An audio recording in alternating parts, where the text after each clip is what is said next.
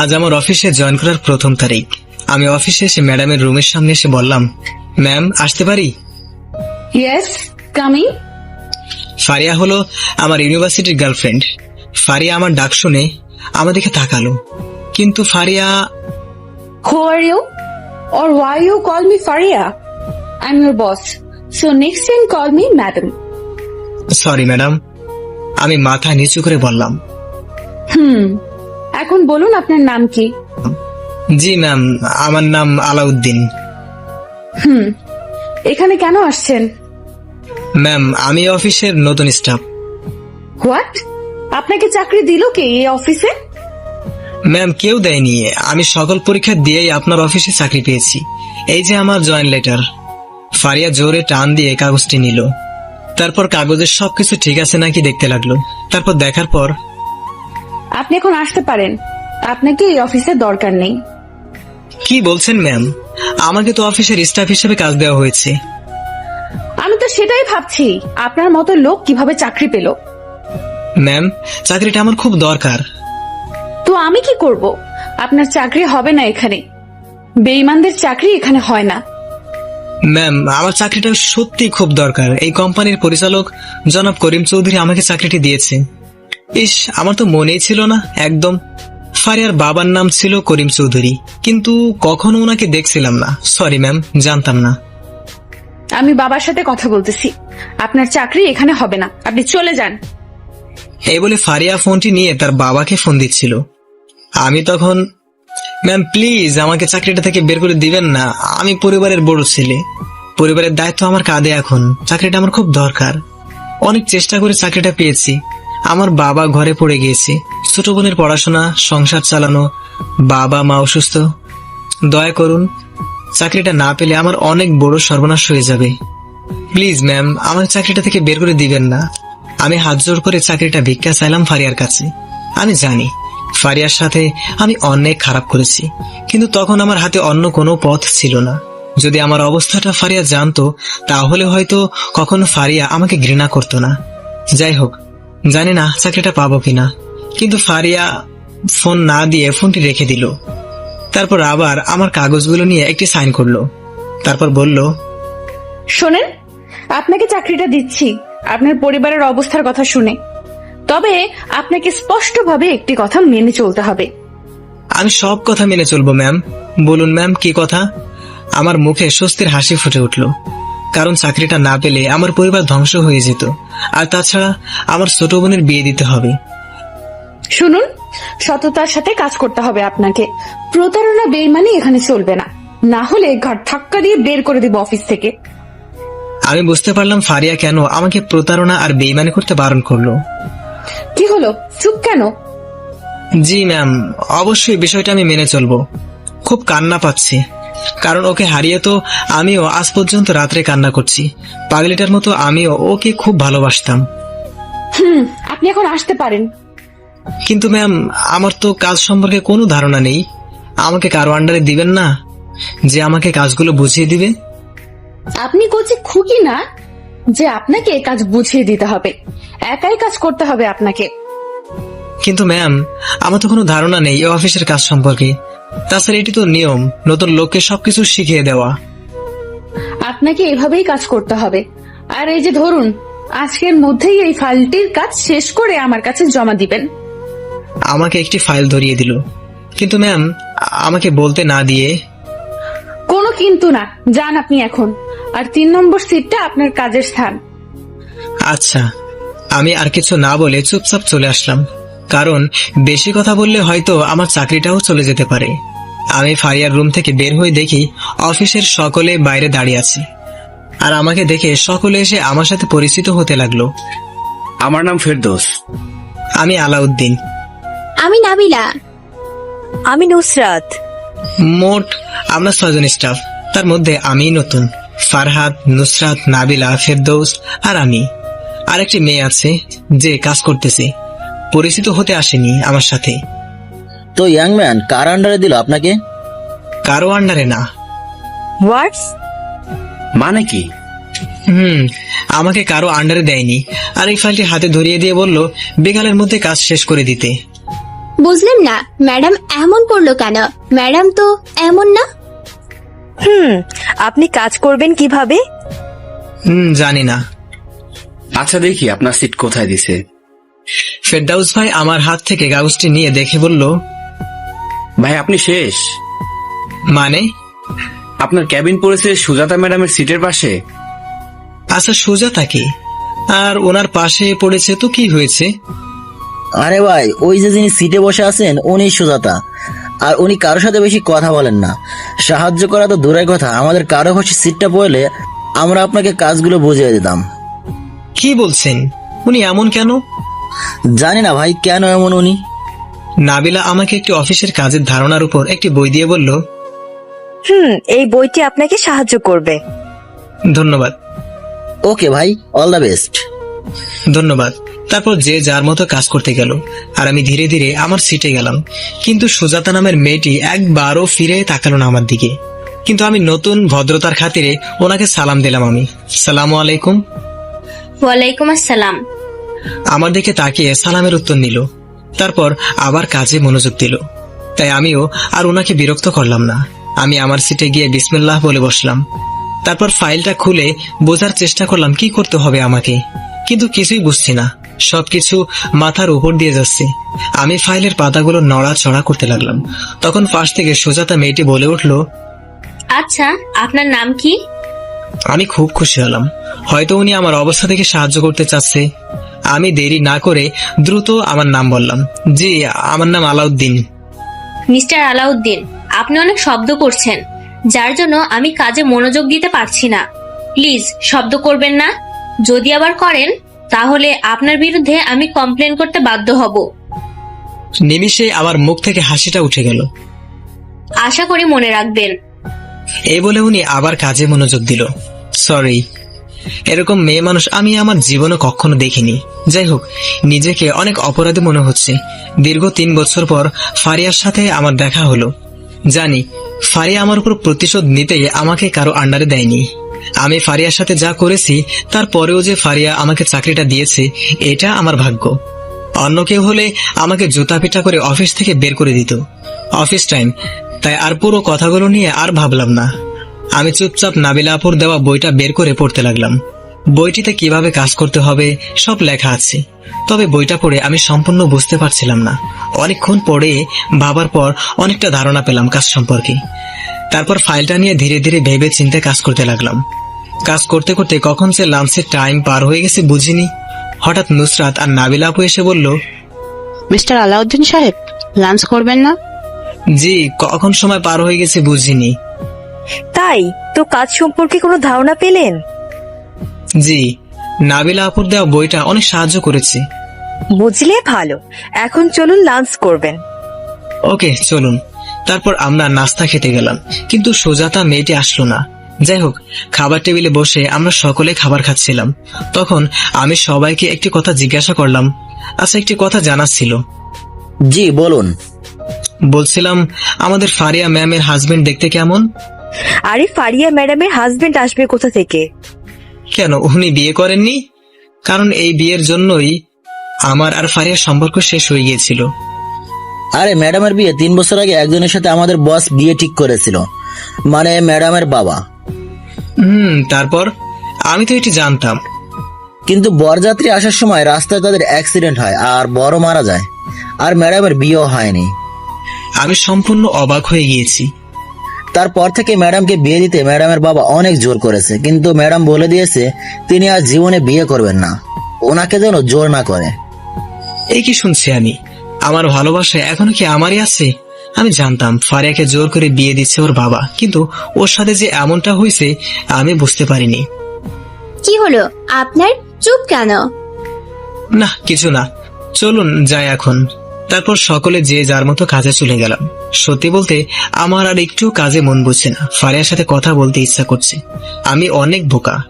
আমি যদি তখন ফারিয়ার খবর রাখতাম তাহলে আমি হয়তো এই কথাগুলো জানতে পারতাম, আর ভালোবাসা আমার কাছেই থাকতো। কিন্তু বোকামির মতো আমি ফারিয়াকে সব জায়গায় ব্লক করে দিয়েছিলাম। আমি ওর থেকে দূরে থাকতে আমি বিশ্ববিদ্যালয় থেকে চলে গিয়েছিলাম অন্য জায়গায়, যাতে ফারিয়াকে ভুলে থাকতে পারি, যাতে ফারিয়া আমার কোনো খোঁজ না পায়। কিন্তু আমি তখন ভুল করেছিলাম অনেক বড়, যা আমি এখন বুঝতে পারছি। আমি এখন কি করব? আমি কি এখন ফারিয়ার কাছে গিয়ে আমার ভালোবাসার কথা বলবো? না, এটি করব না। আমাকে তাহলে ও লোভী ভাববে। জানি না কি করব। আমি ধীরে ধীরে কাজ করতে লাগলাম। ফাইলের কাজটি শেষ করলাম। বইটি আমাকে অনেক সাহায্য করেছে কাজটি করতে। ছোট্ট একটি বই, আমি সম্পূর্ণ ভালো মতো পড়েছি বলে ফাইলের কাজটি শেষ করতে পেরেছি। মনে হচ্ছে কাজটি সম্পূর্ণ নির্ভুল ভাবে করেছি। আমি ফাইলটি নিয়ে ফারিয়ার রুমের দিকে যেতে লাগলাম। ফারিয়ার রুমের সামনে গিয়ে, ম্যাম আসতে পারি? জি আসুন। ম্যাম, ফাইলের কাজটি শেষ করেছি, একটু দেখবেন কাজটি সঠিক হয়েছে কিনা। ফারিয়া অবাক হয়ে আমার দিকে তাকালো, কিন্তু আমি খেয়াল করে দেখলাম ফারিয়ার চোখ লাল হয়ে আছে। তার মানে ফারিয়া কান্না করেছে, কারণ ফারিয়া প্রচুর কান্না করলে ওর চোখ প্রচুর লাল হতো। আমি ফারিয়ার চোখের দিকে তাকিয়ে থাকলাম। ফারিয়া ব্যাপারটা বুঝতে পেরে নিজের চোখগুলো আমার থেকে লুকানোর চেষ্টা করছিল। তাহলে কি ফারিয়া আমার জন্য কান্না করেছে? গুড, ভালো কাজ করেছেন, কোনো ভুল হয়নি। সত্যি বলছেন? ঠিক হয়েছে? কার কাছ থেকে সাহায্য নিয়েছেন? ম্যাডাম, কারো কাছ থেকে সাহায্য নেইনি, বই পড়ে ধারণা পেয়েছিলাম। এই ফাইলটি ধরুন, কালকে দুপুরে দিবেন। মনে রাখবেন 1,00,000 টাকার ফাইল এটি। ম্যাডাম, এত বড় কাজ আমাকে দিচ্ছেন, আমি কি পারবো? পারবেন কিনা জানি না, তবে মনে রাখবেন ভুল করলে আপনার চাকরি চলে যেতে পারে। আপনি এখন আসতে পারেন। বুঝতে পারলাম ফারিয়ার মনে আমার জন্য আর কোনো ভালোবাসা নেই, আছে শুধু ঘৃণা। যদি এতই ঘৃণা করো তাহলে কান্না করো কেন? আমি মাথা নিচু করে বের হয়ে আসলাম। তারপর সময় মতো অফিসের কাজ শেষ করে বাসায় আসলাম। বাসায় আসার সময় মনে পড়লো ছোট বোন বলেছিল, ভাইয়া আমার জন্য কিছু খাতা কলম নিয়ে এসো। পকেটে দেখি 200 টাকা আছে। ওই টাকা দিয়ে খাতা কলম কিনে বাসায় গেলাম। বাসায় গিয়ে দেখলাম বাবা মায়ের মুখে হাসি, কারণ আমি চাকরিটা পেয়েছি। আমাদের দুঃখের দিন শেষ হবে। তারপর ছোট বোন আমার কাছে ছুটে আসলো। ছোট বোন এসে বলল, ভাইয়া, আমার প্রাইভেটে 3 মাসের বেতন বাকি। স্যার বলেছে সব বেতন না দিলে যেতে বারণ করেছে। কবে মাস শেষ হবে? আর 3 দিন পর। ওকে, আমি সব দিয়ে দিব। বাবা, তোর বাবার ওষুধ শেষ হয়ে গেছে। মা বাবার ওষুধের কথা বলল, কিন্তু নিজের ওষুধের কথা বলল না। কিন্তু আমি জানি মায়ের ওষুধও শেষ। আচ্ছা মা, আমি কালকে তোমাদের দুজনের জন্য ওষুধ এনে দিব, কিন্তু টাকা কোথায় পাবো আমি জানি না। আমার কাছে শেষ 200 টাকাই ছিল, যা দিয়ে বোনের জন্য খাতা কিনছি। বোনকে খাতা কলম দিলাম। বোন খুশি হয়ে ওর রুমে চলে গেল। বাবা, আয় খাবার খেয়ে নে। না মা, খাবো না, বাইরে থেকে খেয়ে আসছি। আমার গলা দিয়ে খাবার নামবে না, কারণ মাথায় সংসারে চালানোর চিন্তা। আমি আর কিছু না বলে রুমে এসে শুয়ে পড়লাম। পরিবারের বড় ছেলেদের কষ্টগুলো হয়তো 4 দেয়ালের মধ্যেই থেকে যায়। পেটে ক্ষুধা রয়েছে, তবুও কেন জানি খেতে ইচ্ছা করছে না। মাথার মধ্যে একটাই চিন্তায় ঘুরপাক খাচ্ছে। আগামীকাল বাবা মায়ের জন্য ঔষধ, বোনের টিউশনের খরচ, কলেজের মাসিক খরচ আমি কিভাবে দিব? আমার কাছে তো একটি টাকাও নেই। হঠাৎ আমার রুমে আমার ছোট বোনটি আসলো। হাতে দেখি খাবারের প্লেট। ভাইয়া, তুই আবার আসলি কেন? আর এগুলো কি? খাবার নাও, খাবারটা খেয়ে নাও। বোন, আমার তো ক্ষুধা লাগেনি, আমি খাবো না, তুমি নিয়ে যাও। আমি হাসি মুখে বললাম। এটি বলার পর বোন আমার মাথার কাছে এসে বসলো। ভাইয়া, মিথ্যা বলছো কেন? আমি জানি তোমার অনেক ক্ষুধা লাগছে। আরে মিথ্যা বলবো কেন? আমি কি আমার মিষ্টি বোনকে মিথ্যা বলতে পারি? হাসি দিয়ে রোদেলাকে আমার বুকে জড়িয়ে নিলাম। আর হ্যাঁ, আমার বোনের নাম রোদেলা। হয়েছে, আর মিথ্যা বলতে হবে? তুমি উঠে বসো, আমি খাইয়ে দিচ্ছি। তাই? তুই খাইয়ে দিলে ক্ষুধা না থাকলেও খাবো। তাহলে উঠে বসো। তারপর আমি উঠে বসলাম। রোদেলা খাবার আমাকে খাইয়ে দিতে লাগলো। আচ্ছা, তুই খাইছিস তো? আমি খাইছি। গুড। আচ্ছা ভাইয়া, একটা কথা বলি। বল। ভাইয়া, আমাদের জন্য তোমার অনেক কষ্ট হয় না? কি বলছিস পাগলি? কষ্ট হবে কেন? এই যে সংসার চালানো, আমার পড়াশোনার খরচ, বাবার ওষুধ, এত টাকার দরকার। আমি জানি ভাইয়া, তোমার অনেক কষ্ট হয় টাকা জোগাড় করতে। আরে পাগলি, কান্না করছিস কেন? আমরা তোমার জন্য কিছুই করতে পারি না, জানো ভাই।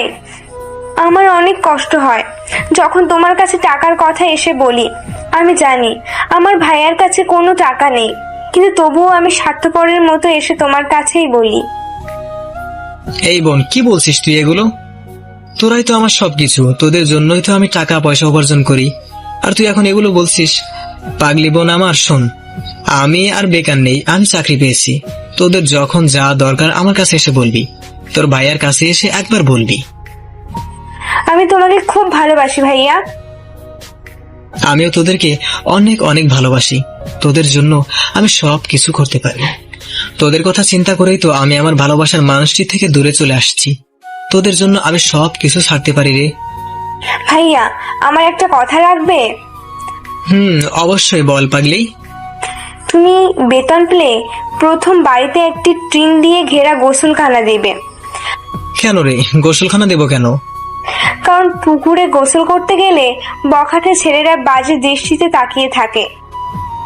বিশ্বাস করুন, বোনের মুখে এই কথাটি শোনার পর আমি কি বলবো বুঝতে পারছি না। রাগে আমার শরীর জ্বলতেছে। কে কে এমন করে আমাকে বল তুই। ভাইয়া, তুমি রাগ করো না, ওরা খারাপ। যদি ওরা তোমার কিছু করে দেয়? আমার কিচ্ছু হবে না, তুই বল কে তোকে বিরক্ত করে। ভাইয়া প্লিজ, তুমি রাগ করো না। আমি আর পুকুরে যাই না, পাশের বাসায় গিয়ে গোসল করি, কিন্তু করতে গেলে ওনাদের মুখের দিকে তাকানো যায়। প্লিজ ভাইয়া, তুমি রাগ না করে দ্রুত বাড়িতে একটি কল বসাও আর টিন দিয়ে ঘেরা দিবা। আচ্ছা ঠিক আছে, তুই এখন যা। আর কোনো সমস্যা হলে আমাকে বলবি কিন্তু। আচ্ছা ভাইয়া, বলবো। তারপর রোদেলা ওর রুমে চলে গেল। আমি আজ ঘৃণিত আমার নিজের কাছে। আমি পৃথিবীতে এমন একটি ভাই, যে ভাই নিজের বোনের মুখে তাকে বিরক্ত করার কথা শুনেও কিছু করতে পারেনি। বোনের জন্য ভালো একটি গোসলখানাও দিতে পারি না। আমি কিভাবে এই মুখ বোনকে দেখাবো? এসব কথা ভাবতে লাগলাম, আর নিজের অজান্তে চোখের পাপড়ি বেয়ে 2 ফোঁটা জল গড়ে পড়লো। এতদিন যে চাপা কষ্টটা নিয়ে বেঁচেছিলাম, সেই কষ্টের মাত্রাটা আরো বেড়ে গেল। 3 বছর পর ফারিয়াকে দেখার পর বুক ফেটে কান্না আসতেছে, কিন্তু জোরে কান্না করতে পারবো না। পরিবারের বড় বেকার ছেলেদের জীবনটা মনে হয় এমনই হয়। চাকরি না পেলে সমাজের অনেক মানুষের সমালোচনার মুখে পড়তে হয়, যেটা সম্মুখে আমি পড়েছি। পৃথিবীর প্রত্যেকটি বেকার ছেলে পড়েছে, কিন্তু প্রকৃত যুক্তিটা হলো সমাজের সকলে সমালোচনা করতে পারে, কিন্তু সেই ছেলেটিকে একটু আশ্বাস দিতে জানে না তারা। কারণ একটু আশ্বাসে হয়তো সেই ছেলেটা আর বেকার নাও থাকতে পারে। আমরা শুধু পারি মানুষের ভুল ধরতে, শুধু পারি না তাদের ভুলটা শোধরানোর কোনো বুদ্ধি দিতে।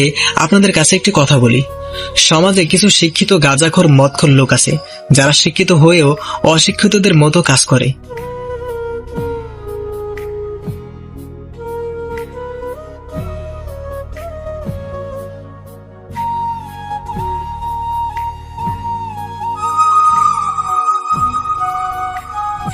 সমাজে কিছু শিক্ষিত গাঁজাখোর মদখোর লোক আছে, যারা শিক্ষিত হয়েও অশিক্ষিতদের মতো কাজ করে। গ্রামের গরিব পরিবারের কোনো ছেলে যদি ঢাকা বিশ্ববিদ্যালয়ে পরীক্ষা দিতে যায়, তখন কিছু মানুষ কি বলে জানেন? বলে, বাপ করছে চাষাগিরি, তার ছেলে মনে হয় বিশ্ববিদ্যালয়ে চান্স পাবে। চান্স তো পাবেও না, বরং টাকাগুলো নষ্ট করে এসে এই চাষার কাজে করতে হবে। যদি এই কথাগুলো সেই ছেলেটি শুনতে পায় না, তার মনোবল ভেঙে যায়, তার ইচ্ছাগুলো নিমেষে শেষ হয়ে যায়। যদি তাদেরকে উৎসাহ দিতে না পারেন, তাহলে প্লিজ এসব কথা বলে তাদের স্বপ্নগুলো মেরে ফেলবেন না। যেমন একজন এসে আমাকে বলতেছে, শুনে রাখুন, এই লেখক আমি আলাউদ্দিন। যাই হোক, আজ আমার চোখে ঘুম নেই। ফারিয়াকে খুব মনে পড়ছে। আমার ফারিয়া এখনো আমারই রয়েছে, কিন্তু ওর কাছে যাওয়ার অধিকার আমি হারিয়ে ফেলেছি। ও এখন রাত্রের আকাশের চাঁদ, আর আমি হলাম পৃথিবীতে থাকা ছোট্ট একটি বস্তু, যে কিনা শুধু চাঁদের আলোতে নিজেকে আলোকিত করতে পারবে, চাঁদের কাছে কখনো যেতে পারবে না। আমি থাকতে না পেরে আমার আরেকটি নাম্বার দিয়ে ফারিয়ার সেই নাম্বারটিতে ফোন দিলাম। প্রিয় মানুষের নাম্বারগুলো হয়তো কখনো ভোলা যায় না। ফারিয়ার ফোনে কল ঢুকেছে। রাত বাজে 11টা। রিং হচ্ছে, রিং হয়েই যাচ্ছে, ফোনটি ধরলো না। আবারও ফোন দিলাম, কিন্তু এবার ফোন ঢুকতে ফোনটি রিসিভ করলো। হ্যালো, আসসালামু আলাইকুম। আমি চুপ করে থাকলাম। কি বলবো আমি ফোন দিছি, বুঝতে পারলে হয়তো আমাকে চাকরি থেকে বের করে দিবে। হ্যালো, কে বলছেন? আমি চুপ করে আছি। 3 বছর আগে কত রাত জেগে ফারিয়ার সাথে কথা বলেছি। ঘুমাতে দিত না আমাকে, জোর করে জাগিয়ে রাখতো, আর সারা রাত কথা বলতে একাই। এটি আস্ত পাগলি ছিল। আজব তো, ফোন দিয়ে কথা বলছেন না কেন? আমি কথা বলতে চাইলেও কেন জানি মুখ থেকে কথা বের হতে চাচ্ছে না। ফুর, আমি চুপ, কিন্তু ফারিয়াও চুপ না। কি ব্যাপার, ফারিয়া বুঝে ফেললো নাকি? আমি ফোন দিছি, কোনো সাড়া শব্দ নেই ওপাশ থেকে, কিন্তু লাইনটা কাটেনি। আমার সন্দেহ হয়ে গেল ফারিয়া হয়তো বুঝে ফেলেছি আমি কল করেছি, তাই আমি দ্রুত ফোনটা কেটে দিলাম। আল্লাহ, যদি ধরা খেয়ে যায় তাহলে আমার খবর আছে। কিন্তু কিছুক্ষণ পর আমার ফোন বেজে উঠলো, তাকিয়ে দেখি ফারিয়া ফোন দিয়েছে। আমি দ্রুত ফোন কেটে দিলাম। আমি শিওর ফারিয়া মনে করছে আমি ওকে ফোন করেছি। কেটে দেবার পর ফারিয়া আবার ফোন দিল। এবার আমি ফোনটা বন্ধ করে রাখলাম। যদি কোনোভাবে বুঝে ফেলে আমি, তাহলে আমার কপালে কি আছে আমি জানি না। যাই হোক, তারপর আমি ঘুমিয়ে পড়লাম। সকালে ঘুম থেকে উঠে গোসল করে অফিসের জন্য বের হলাম। কিন্তু মাথায় আমার একটাই চিন্তা, বাবা মায়ের জন্য ঔষধ, বোনের জন্য টাকা কোথায় পাবো এখন এতগুলো টাকা? এদিকে আমি আবার রাত্রে দেরি করে ঘুমিয়েছিলাম বলে সকালে উঠতে দেরি হয়ে গেছে, তাই অফিসে যেতে আধা ঘন্টা দেরি হয়ে গেছে। আমার দেরি করতে চাইনি, তারপরেও দেরি হয়ে গেল। জানি না দেরি করছি বলে আমার কিছু হয় নাকি। আমি অফিসে ঢুকলাম। ফরহাদ ভাই আমাকে দেখে বলল, কি মিস্টার আলাউদ্দিন, দেরি হলো যে? ভাই ঘুম থেকে উঠতে একটু দেরি হয়ে গেল। দ্বিতীয় দিনেই দেরি? মনে হয় ঘুমিয়ে ঘুমিয়ে স্বপ্ন দেখতেছিলেন।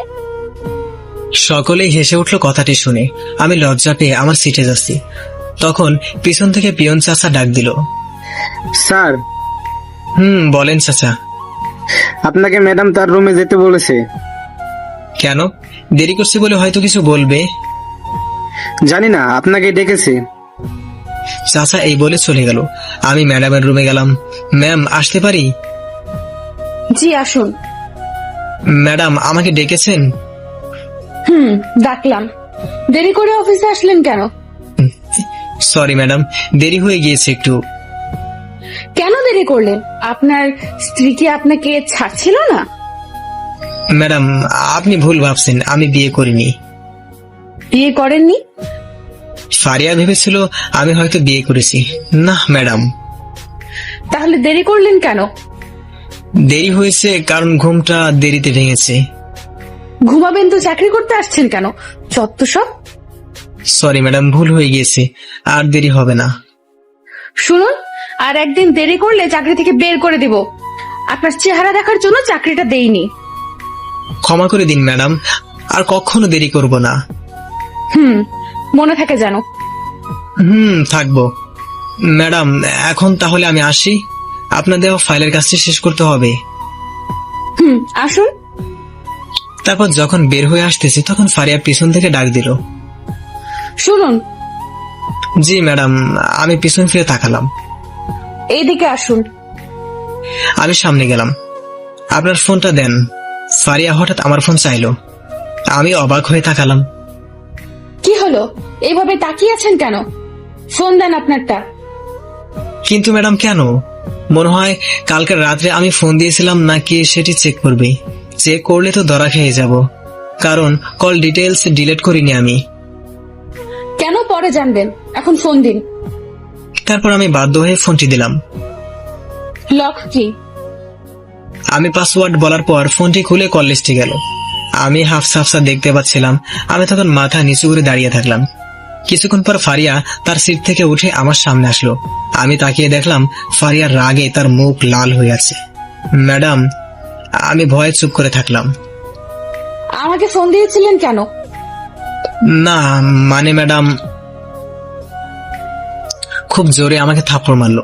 আমি গালে হাত দিয়ে মাথা নিচু করে দাঁড়িয়ে থাকলাম। তোর সাহস হলো কি করে আমাকে কল করার? আমি ভুল করে ফেলেছি, আমাকে ক্ষমা করে দিন প্লিজ। ফারিয়া যে এতটা রেগে যাবে ভাবতেও পারছি না।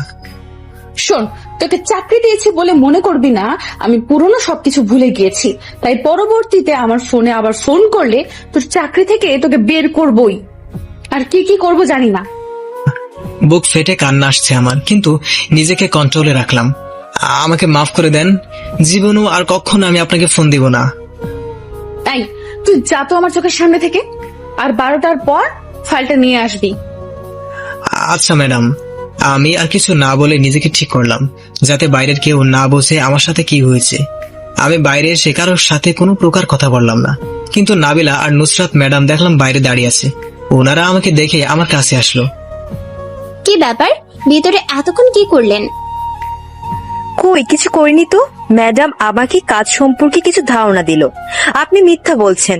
আমি স্পষ্ট ফারিয়া ম্যাডামের জোরে কথা বলার শব্দ পেয়েছি। ম্যাডাম আপনার সাথে অনেক খারাপ ভাবে কথা বলেছে। আরে না, মিথ্যা বলছি না। খারাপ ভাবে কথা বলবে কেন? যদি ভেতরে কিছু না হয়ে থাকে তাহলে আপনার মুখে 5 আঙ্গুলের দাগ হয়ে আছে, এটি কিসের? যাদের সাথে কাজ করি তাদের সামনেও আর লজ্জা বলতে কিছু থাকলো না। আমি আর কিছু না বলে চুপ করে মাথা নিচু করে থাকলাম, কারণ তারা সব বাইরে থেকে শুনতে পেয়েছে।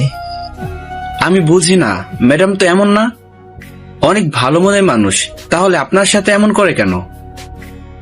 আমার মনে হয় কোনো কিছুর জন্য ম্যাডাম ওনার উপর রেগে আছে। কি ব্যাপার, আপনি চুপ কেন? বলুন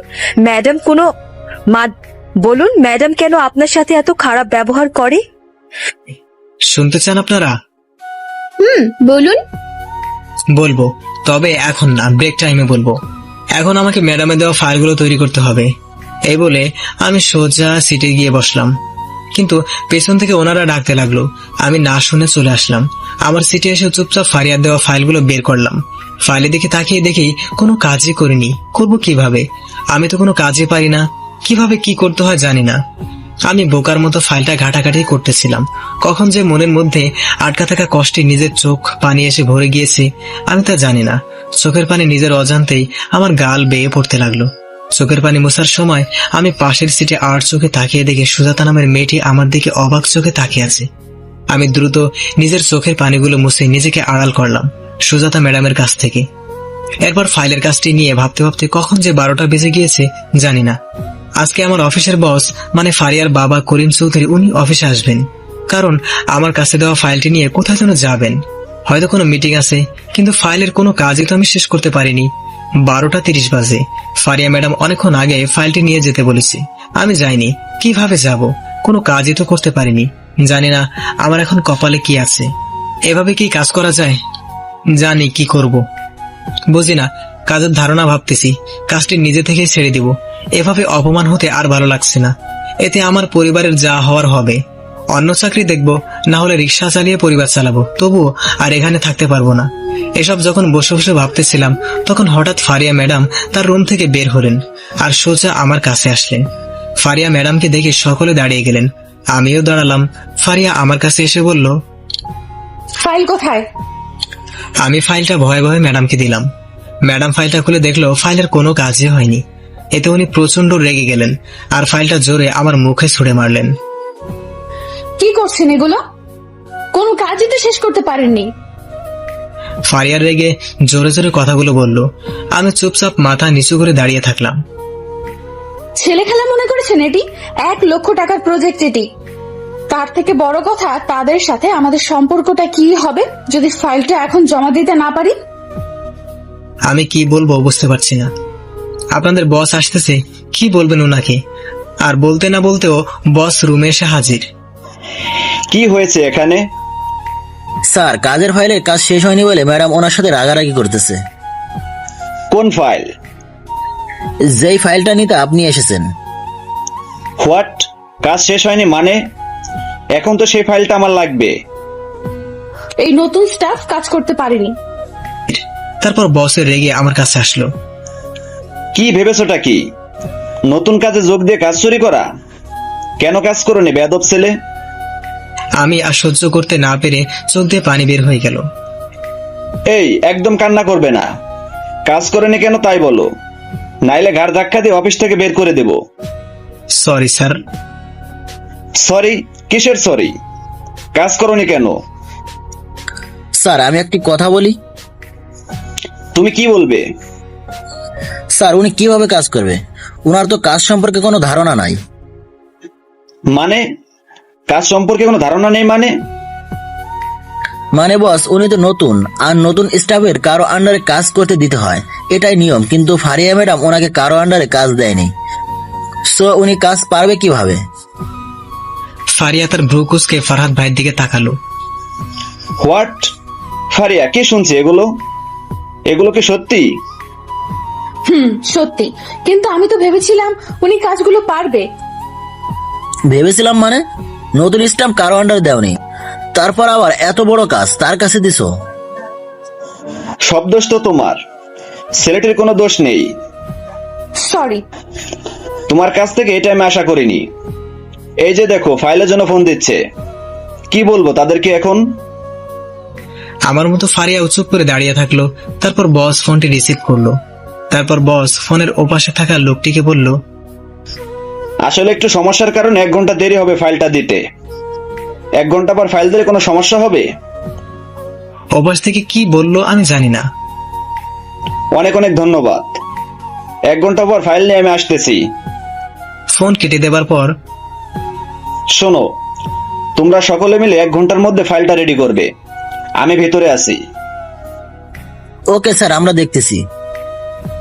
এই বলে ফারহাদ, ফেরদৌস, নুসরাত, নাবিলা সকলে মিলে ফাইলের কাজ করতে লাগলো।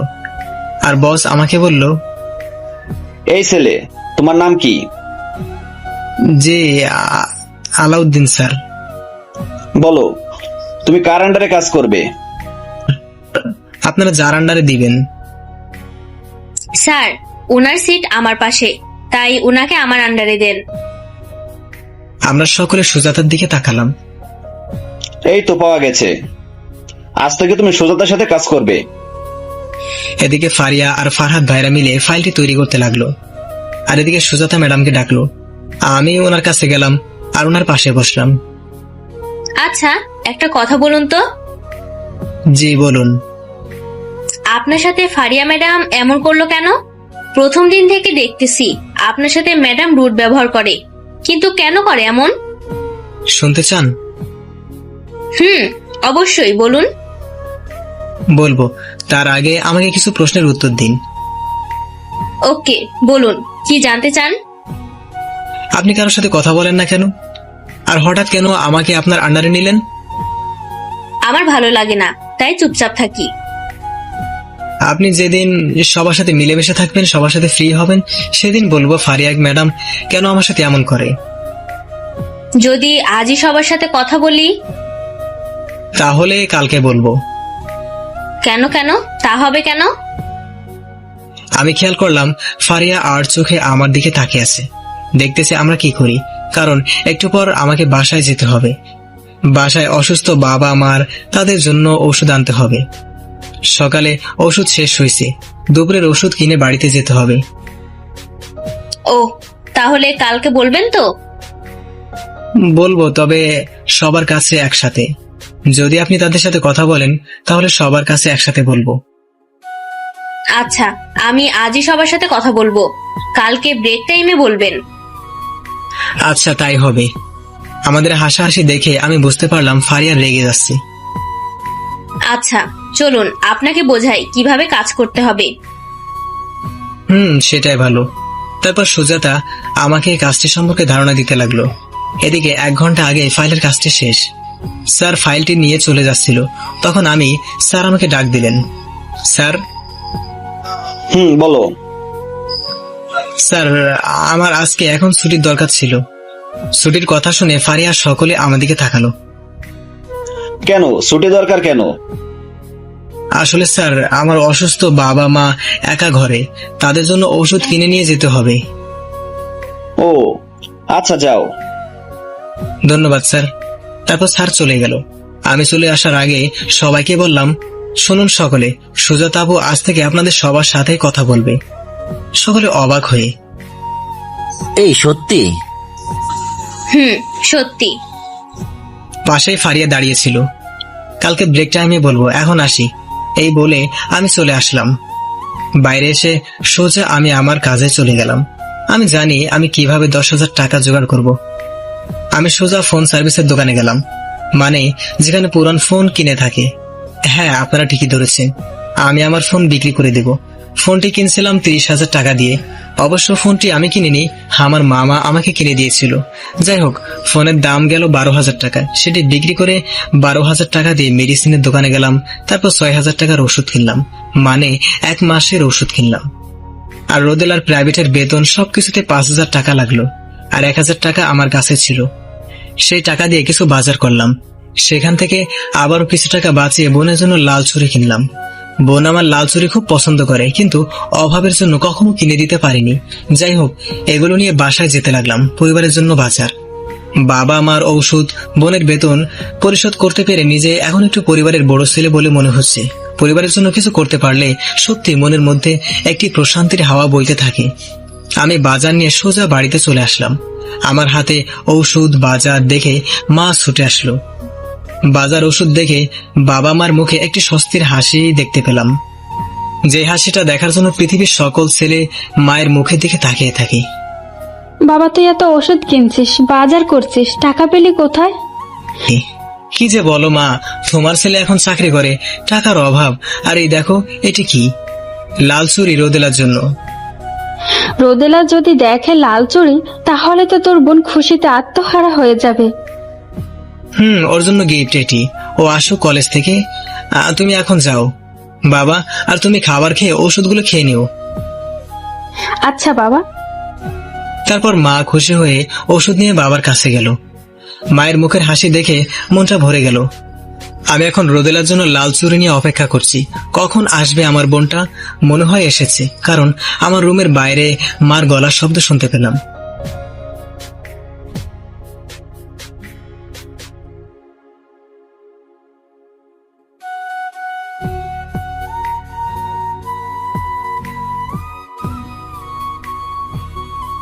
তারপর মা খুশি হয়ে ওষুধ নিয়ে বাবার কাছে গেল।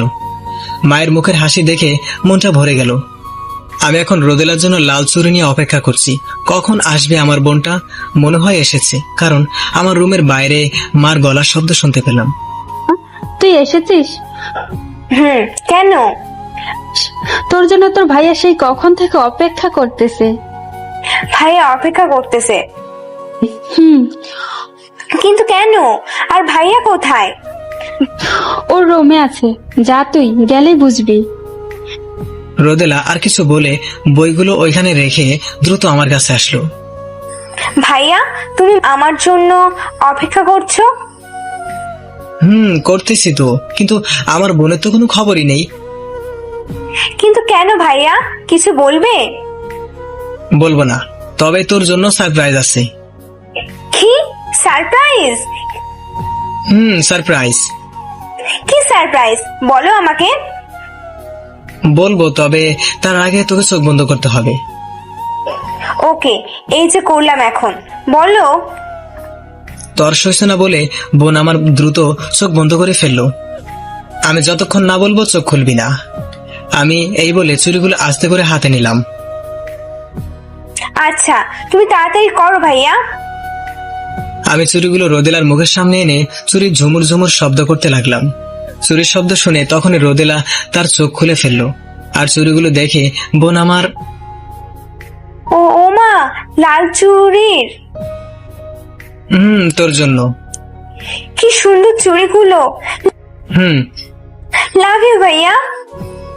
এই বলে আমাকে জড়িয়ে বলল, পাগলি নে চুড়িগুলো পর, এখন দেখি কেমন লাগে আমার বোনকে। তারপর রোদেলা চুড়িগুলো পরলো। ভাইয়া কেমন লাগছে আমাকে? খুব সুন্দর মানিয়েছে তোর হাতে। দেখতে হবে না হাতটা কার বোনের? তাই না? দুষ্টামে অনেক হয়েছে। শোন, তোর সব বেতন পরিশোধ করে দিছি। সত্যি বলছো ভাইয়া? রে পাগলি, সত্যি বলছি। শোন, তোকে কিন্তু ভালো রেজাল্ট করতেই হবে।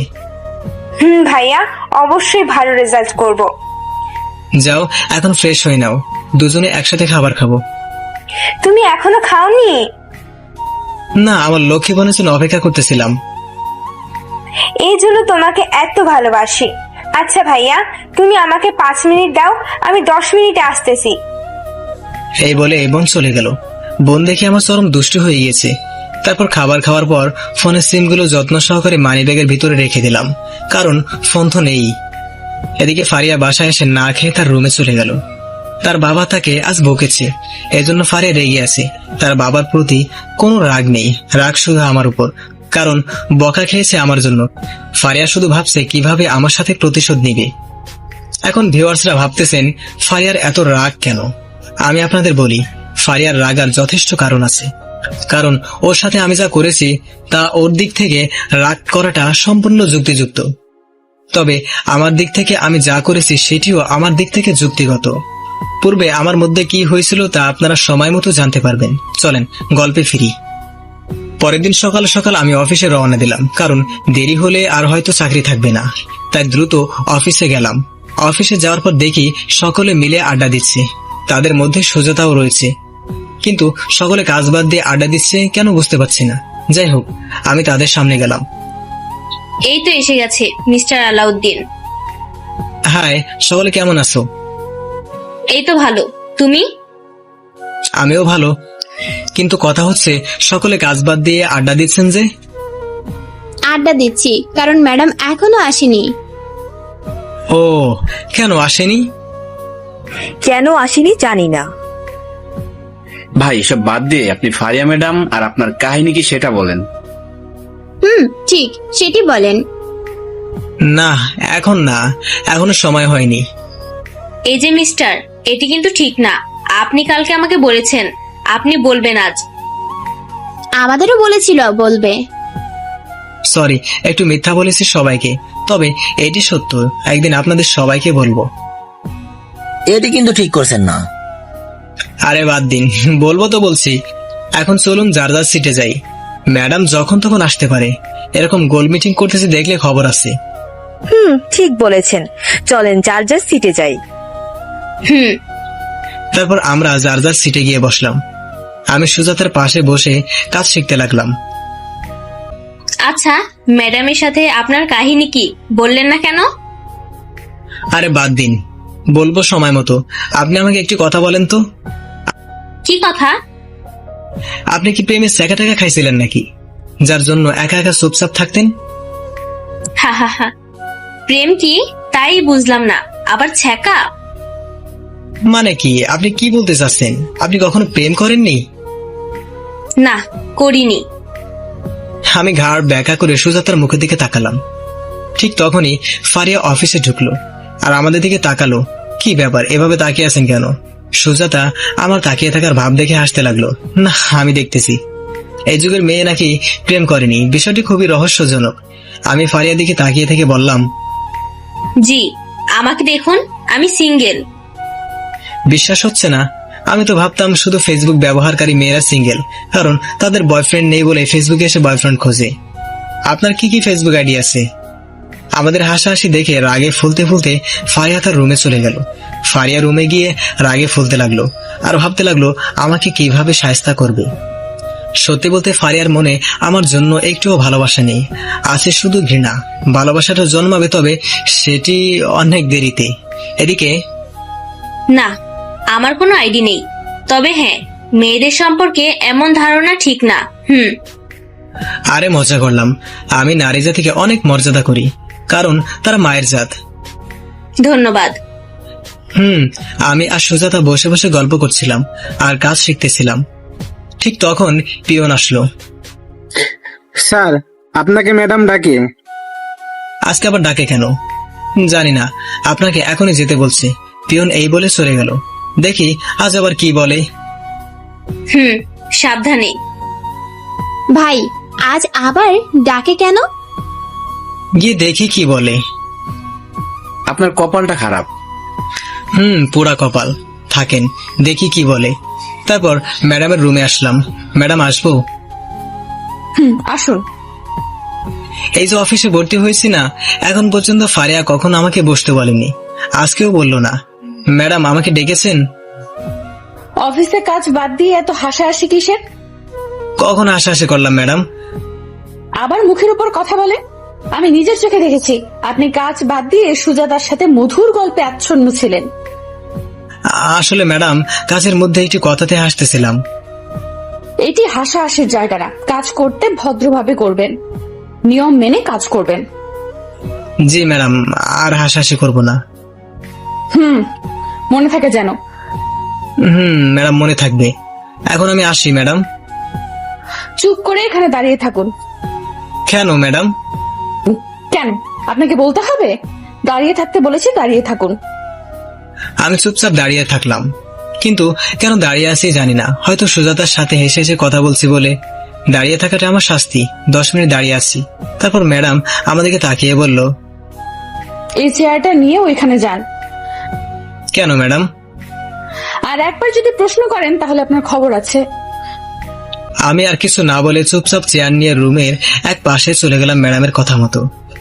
আর এদিকে বাইরের সকলে ভাবতে লাগলো ভিতরে আমি এতক্ষণ কি করি। আমি চেয়ার নেওয়ার পর ফারিয়া বলল, চেয়ারে চুপচাপ বসে থাকুন। আমি চুপচাপ বসে পড়লাম, কিছু বললাম না। কিন্তু ফারিয়ার এইসব করার আগা মাথা কিছু বুঝলাম না। আমাকে বসিয়ে রেখে নিজে তার কাজ করতে লাগলো। আরো আধা ঘন্টা নীরবে বসে থাকলাম, কিন্তু ফারিয়া আর কিছু বলল না। কিন্তু আমার চোখ হঠাৎ ফারিয়ার চোখের মায়ায় আটকে গেল। ফারিয়ার চোখগুলো টানা হরিণের চোখের মতো, এত সুন্দর চোখ। ওর চোখের দিকে আমি ঘন্টার পর ঘন্টা তাকিয়ে থাকতাম যখন আমাদের রিলেশন ছিল। তাই আমি এক নজরে সে আগের মতো গালে হাত রেখে নীরবে ফারিয়ার দিকে তাকিয়ে থাকলাম। কিছুক্ষণ পর ফারিয়া বিষয়টি বুঝতে পারে আমি সে আগের মতো ওর দিকে তাকিয়ে রয়েছি। তাই ফারিয়া আর কাজে মনোযোগ দিতে পারছিল না, এদিক ওদিক করছিল যাতে আমার দৃষ্টি পড়ে। কিন্তু ফারিয়া খুব ভালো করেই জানে আমি কিভাবে ওর চোখের দিকে তাকিয়ে থাকতাম। ফারিয়া আর সহ্য করতে না পেরে সিট থেকে উঠে আমার কাছে আসলো। কি ব্যাপার, কি হচ্ছে এটা? আমার ধ্যান ভাঙলো। কি হচ্ছে ম্যাডাম? কিছু বুঝছেন না? আমার দিকে তাকিয়েছিলেন কেন? কোথায় ম্যাডাম? আমি তো আপনার পাশে থাকা ওই চমকপ্রদ কলমটির দিকে তাকিয়েছিলাম। ম্যাডাম, কলমটা কত দিয়ে কিনছেন? এখন কি বলবি রে? কি, তুই কলমের দিকে তাকিয়েছিলি? আপনার দিকে তাকাবো কোন দুঃখী? কেমন লাগে দেখো এখন। যান আপনি আমার সামনে থেকে। আমি এই কথাটি শোনার জন্য অপেক্ষা করছিলাম। শোনা মাত্রই আমি দ্রুত রুম থেকে বের হয়ে আসলাম। আমি দ্রুত বেরিয়ে যাওয়া দেখে ফারিয়া অবাক চোখে তাকিয়ে আছে। যাই হোক, 1 ঘন্টা পর বাইরে এসে দেখলাম আরেকটা ঘটনা। সব স্টাফ দাঁড়িয়ে আছে আর খুব কাছ থেকে আমাকে দেখতে লাগলো। লে হালুয়া, ভিতরে ছিলাম এক বিপদে, বাইরে আবার আরেক ঝামেলা। ফারহাদ, ফেরদাউস ভাই, কি হচ্ছে এগুলা? না, দেখতেছি আজকে কোথায় কোথায় থাপ্পড়ের দাগ রয়েছে। এই 1 ঘন্টা ধরে ভিতরে কি করলেন বলেন তো? আরে কিছু না, ম্যাডাম শুধু আমাকে ভিতরে বসিয়ে রেখেছিল। শুধুই কি বসিয়ে রেখেছে নাকি অন্য কিছুও করছে? আরে কি বলছেন এগুলো? কি হচ্ছে এখানে? হঠাৎ ফারিয়া রুম থেকে বাইরে বের হয়ে বলল। ফারিয়া দেখলো সকলে আমাকে ঘিরে দাঁড়িয়ে আছে। কি হলো বলুন, সকলে এখানে কি করছেন? না ম্যাডাম, কিছু না, এই একটু কথা বলছিলাম। ম্যাডাম। ফারিয়া আমার দিকে কেমন যেন চোখ করে যেন তাকালো, তারপর বলল, ওহো আচ্ছা, আপনারা শুনুন, কালকে আমাদের সকলের কুয়াকাটা যেতে হবে অফিসের কাজে, সাথে ভ্রমণ, 10 দিনের সফর। তাই সকলেই প্রয়োজনীয় জিনিসপত্র নিয়ে আসবেন। আচ্ছা ম্যাডাম, হঠাৎ ভ্রমণ, আবার অফিসের কাজ, আবার কুয়াকাটা, বিষয়টা কেমন জানি লাগলো আমার কাছে। কখন ম্যাম? কালকে সকাল 10টার মধ্যে সকলে চলে আসবেন।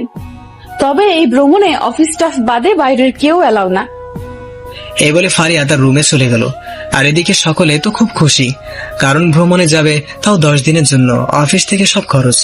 আমিও অনেক খুশি হলাম। তবে ছোট বোনকে নিয়ে যেতে পারলে ভালো হতো, কিন্তু বাইরের কেউ তো এলাও না। যাই হোক, বোনকে বলবনি অফিসের কাজে বাইরে যাব, ভ্রমণের কথা শুনলে মন খারাপ করবে।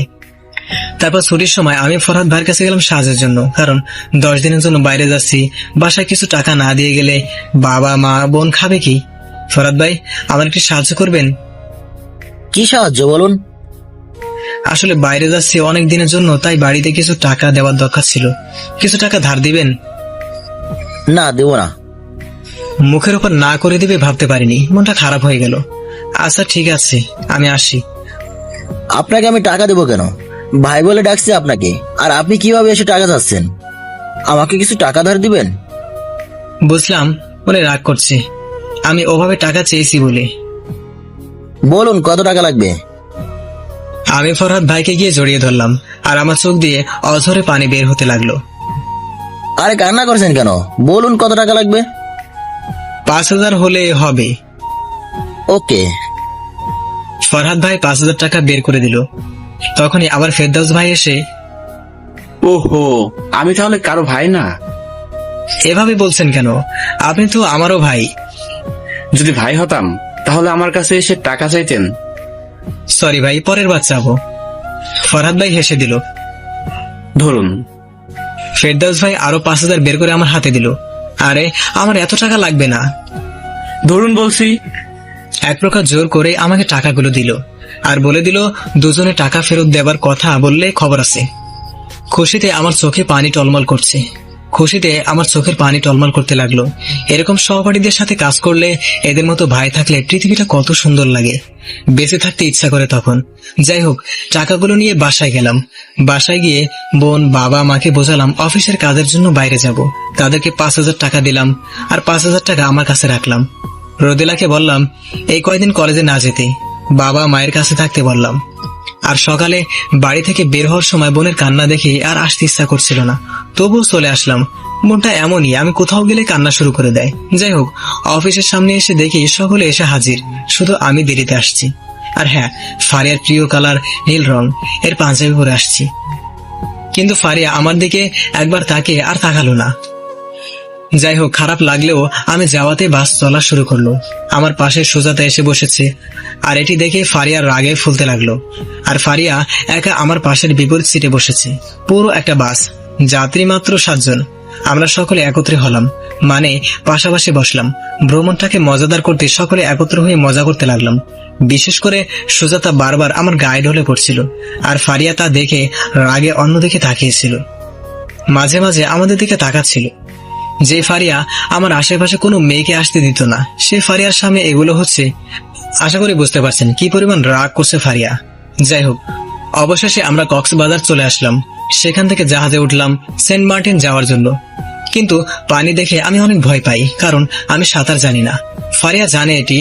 আপনাদের বলে রাখি, এটি কোনো অফিসিয়াল ট্রিপ ছিল না, এটি ছিল ফারিয়ার সাজানো একটি ট্রিপ। শুধুমাত্র আমাকে শিক্ষা দেওয়ার জন্য ফারিয়া এই ট্রিপটি প্ল্যান করেছে। চলেন দেখি ফারিয়া কি করে আমার সাথে। তবে হ্যাঁ, আপনারা কেউ ফারিয়ার উপর রাগ করবেন না, কারণ গল্পের আসল মানে প্রধান কাহিনী একটু পরেই ঘটবে। আর যারা ভাবছেন গল্পটি আর কিছু পর্ব হয়ে শেষ হয়ে যাবে, তবে তারা শুনে রাখুন, গল্পটি অনেক বড়, অনেক কাহিনী নিয়ে সংগৃহীত। ধীরে ধীরে বুঝবেন, সাথে থাকুন, অনেক ভালো লাগবে আপনাদের। যাই হোক, জাহাজে ওঠার পর আমরা সকলে মিলে জাহাজের কিনারায় এসে উপর থেকে নিচের পানি দেখতেছিলাম। তীর থেকে অনেক দূরে চলে আসছি। তখন অনেক ক্লান্ত লাগছে আমার, চলেন রেস্ট নিই। চলেন সকলে। তারপর সকলে রেস্ট নিতে যেতে লাগলো। কি হলো, আপনি আসছেন না কেন? আপনারা যান, আমার অনেক ভালো লাগছে, সত্যি আমার অনেক ভালো লাগতেছিল। আচ্ছা থাকেন, আমরা গেলাম। আমি জাহাজের কিনারার দৃশ্য দেখতে থাকি। আমার পিছনে একটু দূরে ফারিয়া দাঁড়িয়েছিল। বাকি সকলে একটু আড়ালে যাওয়ার পর ফারিয়ার মুখে হাসি ফোটে, কারণ ফারিয়া এই সময়টার জন্য অপেক্ষা করছিল। হ্যাঁ, আপনারা যা ভাবছেন তাই, ফারিয়া আমাকে মেরে ফেলার চিন্তা করছিল। তবে এই পরিকল্পনাটা করেছে আবেগের বশে। ফারিয়া নিজেও জানে না সে কি করছে। যাই হোক, সুযোগ বুঝে আশেপাশে কেউ নেই দেখে তখন ফারিয়া চুপি চুপি দৌড়ে সোজা আমার কাছে এসে খুব জোরে আমাকে ধাক্কা দিল, যাতে আমি জাহাজ থেকে সমুদ্রে পড়ে যাই। কারণ ফারিয়া জানতো আমি সাঁতার জানি না। ধাক্কা খেয়ে আমি ছিটকে গিয়ে জাহাজের কিনারায় থাকা রডের সাথে আমি একটি বাড়ি খাই। বাড়ি খেয়ে আমি রডের উপর দিয়ে সমুদ্রে পড়ে গেলাম। সমুদ্রে পড়ে যাওয়ার সময় আমি মা বলে একটি চিৎকার দিই। সমুদ্রে পড়ে যাওয়ার সময় নিচ থেকে একটি মুহূর্তের জন্য আমার দৃষ্টি উপরে যায়। উপরে আমি স্পষ্ট দেখতে পাই ফারিয়া ম্যাডাম দাঁড়িয়ে আছে আর হাসতেছে। কিন্তু আমার মা বলে চিৎকার দেওয়াটা ফারহাদ, ফেরদৌস ভাইরা শুনতে পায়। এই আলাউদ্দিন ভাই মা বলে চিৎকার দিল মনে হলো। আমার তো তাই মনে হলো। চল তো গিয়ে দেখি। তারপর ফারহাদ আর ফেরদৌস ভাই দৌড়ে আসতে লাগলো। আমার চিৎকারটা জাহাজের অন্য সকলের কানেও পৌঁছেছে। এদিকে আমি উপরে ফারিয়াকে দেখতে থাকা অবস্থায় পানিতে পড়লাম। পানিতে পড়ার পর আমি শত চেষ্টা করছিলাম উপরে ভেসে থাকতে, কিন্তু তা পারছিলাম না। গভীর পানি একটি বাচ্চা শিশুর মতো আমি হাবুডুবু খাচ্ছিলাম। আমার বা পাটি নড়াতে পারছি না। উপরে রডের সাথে বাড়ি খেয়ে পা অবশ হয়ে গিয়েছে। বেঁচে থাকতে চেষ্টা করছিলাম, আর আমি জাহাজ থেকে দূরে সরে যেতে লাগলাম। এদিকে ফারহাদ আর ফেরদৌস ভাই এসে দেখে আমার জায়গায় ফারিয়া ম্যাডামকে দাঁড়িয়ে থাকতে। আমাকে দেখতে না পেয়ে ওনারা দ্রুত ম্যাডামের পাশে এসে দেখে ম্যাডাম নিচে তাকিয়ে হাসতেছে, আর ওনারাও নিচের দিকে তাকিয়ে দেখে আমি নিচের সমুদ্রের পানিতে পড়ে রয়েছি। ফারহাদ আর ফেরদৌস ভাই কোনো কিছু না ভেবে দ্রুত সেখান থেকে পানিতে লাফ দেয়। এটি দেখে ফারিয়া অবাক চোখে তাকিয়ে রয়েছে। ফারহাদ আর ফেরদৌস ভাই লাফ দেওয়া দেখে অন্যরা দ্রুত সেখানে আসে, আর তারা দ্রুত গোল গোল টায়ারের মতো কি যেন যেটি মানুষকে পানিতে ভাসিয়ে রাখে সেটি ফেলে দেয়। এদিকে আমি ফারহাদ আর ফেরদৌস ভাইয়ের কাছ থেকে অনেকটা দূরে ছিলাম। আমি আর বেশিক্ষণ ভেসে থাকতে পারছিলাম না। আমি ধীরে ধীরে পানিতে ডুবে যেতে থাকি। পানিতে ডুবে যাওয়ার আগ মুহূর্ত পর্যন্ত আমি দেখতে পাই ফারহাদ আর ফেরদৌস ভাই আমার কাছে আসার চেষ্টা করছিল, কিন্তু সমুদ্রের ঢেউয়ের জন্য তারা দ্রুত আমার কাছে আসতে পারছিল না। তারপর আমার আর কিছু মনে নেই। হ্যাঁ, আমি পানিতে ডুবে যাই, কিন্তু অবাক করে দিয়ে যখন আমার জ্ঞান ফিরল তখন আমি নিজেকে সমুদ্রের মধ্যে ছোট্ট একটি স্পিড বোর্ডে আবিষ্কার করলাম। আর ফারহাদ ভাই আমার পেটে চাপ দিচ্ছিল। আমার মাথা ছিল ফারহাদ ভাইয়ের কোলে। আমি কাশি দিয়ে উঠলাম। আমার নাক মুখ দিয়ে পানি বের হতে লাগলো।